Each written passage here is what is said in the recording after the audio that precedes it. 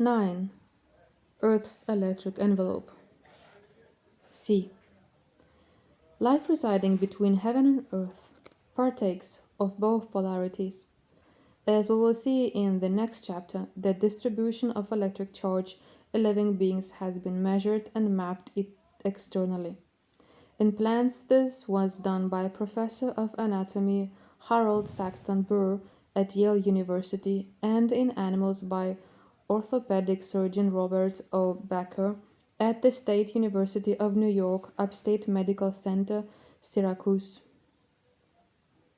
The areas of greatest positive voltage in animals are the center of the head, the heart, and the low abdomen, and in trees, the crown.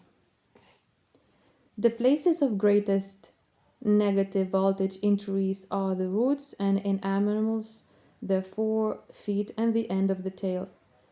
These are the places where the global electrical circuit enters and leaves the body on its way between heaven and earth,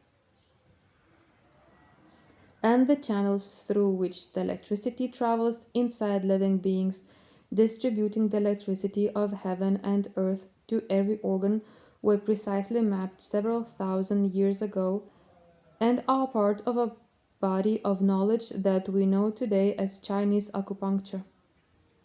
It was written down in the Huangdi Neijing, the Yellow Emperor's classic of internal medicine between 500 and 300 BC. The very names of key acupuncture points reveal an understanding that the circuitry of the body is continuous with that of earth and sky. Kidney 1, for example, the point underneath the foot in the center of the soul, is known in Chinese as Yong Quan, meaning bubbling spring, because earth energy bubbles up into the feet through these points and climbs up the legs into the rest of the body toward the heavens. Governing vessel 20, the point on top of the head in the center, is called Bai Hui, the 100 convergences. This is also the 1,000-petal lotus of Indian traditions, the place where the energy of heaven descends into our body towards the earth, and the flows of our body converge and reach toward the sky. But not until the 1950s did scientists, beginning with Yoshio Nakatani in Japan and Reinhold Voll in Germany, begin to actually measure the electrical conductivity of acupuncture points and meridians,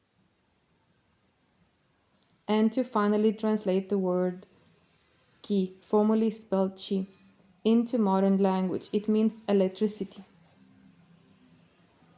Xiao Qianglin is a professor of chemical and material science at National Central University in Taiwan.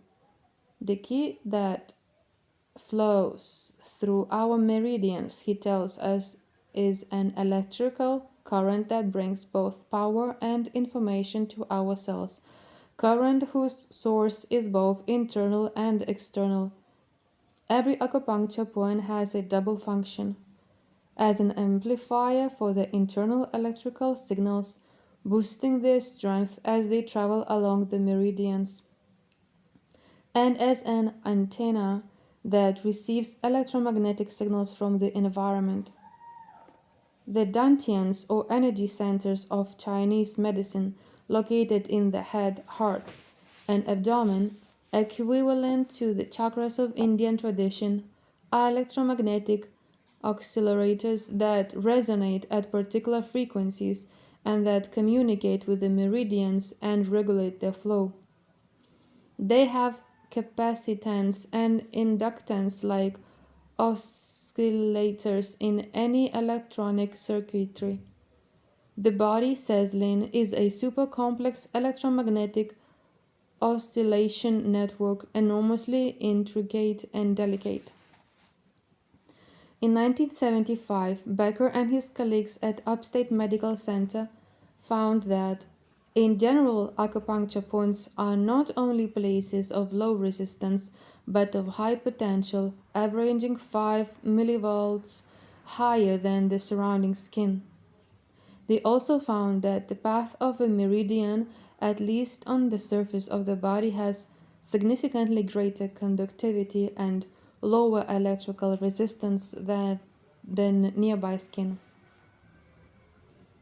As a result of the work of Nakatani, Thol, Becker, and others, electropuncture using microampere currents has taken its place alongside traditional acupuncture and commercial points locators, which find acupuncture points by measuring the electrical conductivity of the skin, have come into use among non traditional practitioners here in the West. In China, electropuncture devices have been in use since 1934.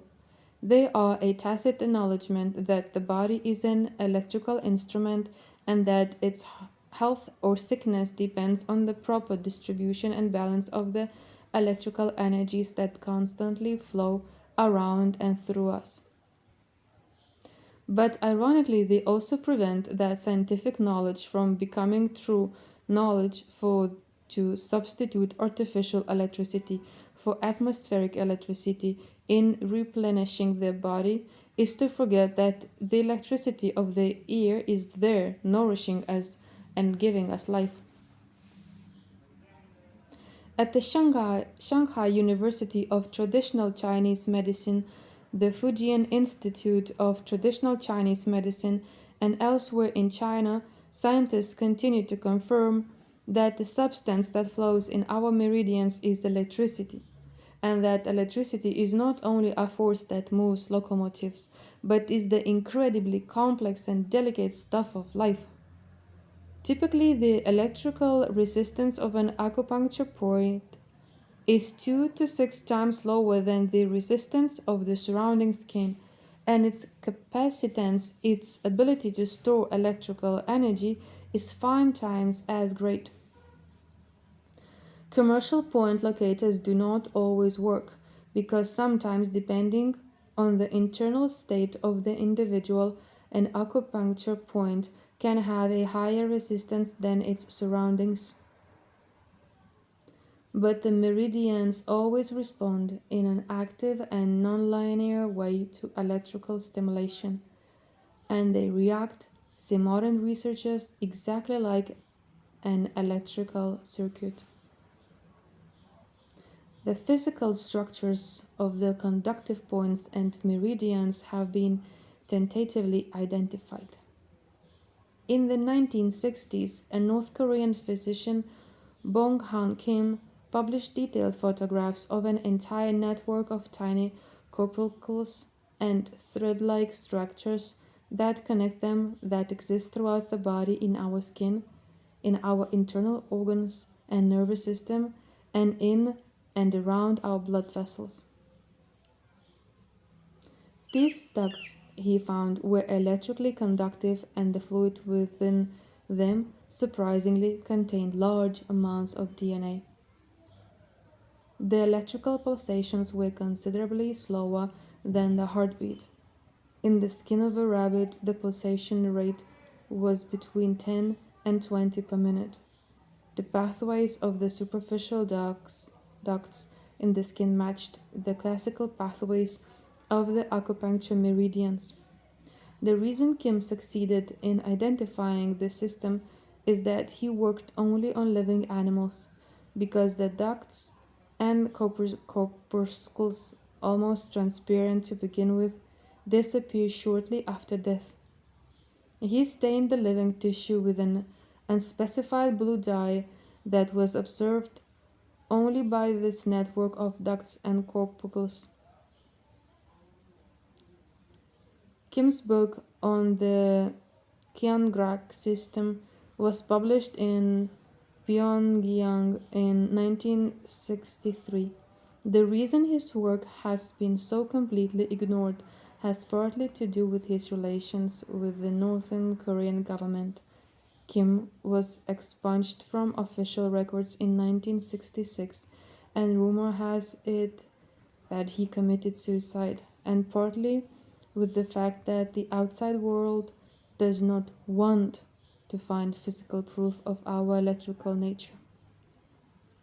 But in the mid 1980s, Jean Claude Darras, a French physician working in the nuclear medicine department at Necker Hospital in Paris, replicated some of Kind's experiments.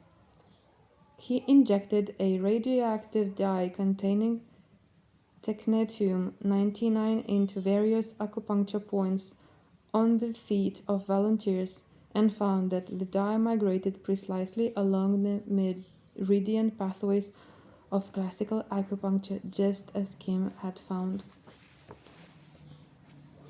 In 2002, Kwang Subso, who had already been investigating the electromagnetic properties of acupuncture meridians, headed up a team at Seoul National University in South Korea, which looked for and found most of the thread like duct system described by Kim.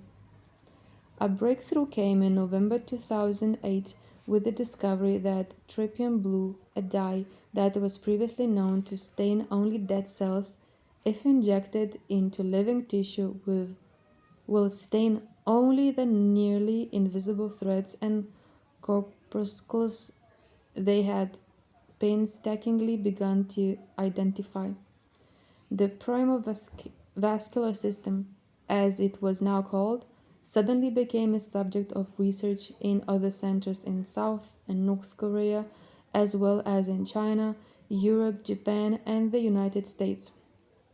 The ducts and corpuscles of the system were found just as Kim had described, resting on the surface of and penetrating inside the internal organs, floating inside the large blood and lymphatic vessels, winding along the outside of major blood vessels and nerves, traveling inside the brain and spinal cord, and following the paths of the known meridians within the deep layers of the skin.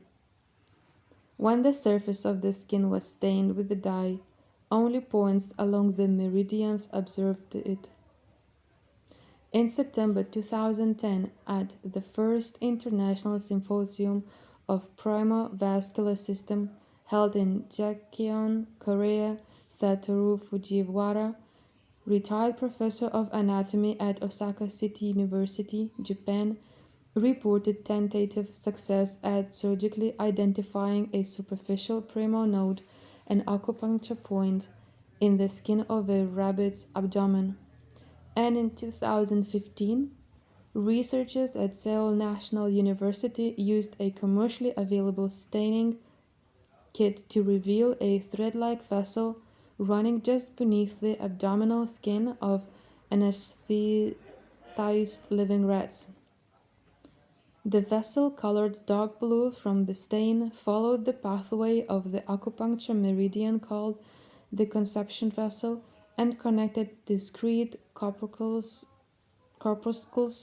corresponding in location to the known acupuncture points on that meridian. The fine structure of the system of nodes and ducts was revealed by electron microscopy. The staining process, they noted, takes less than 10 minutes.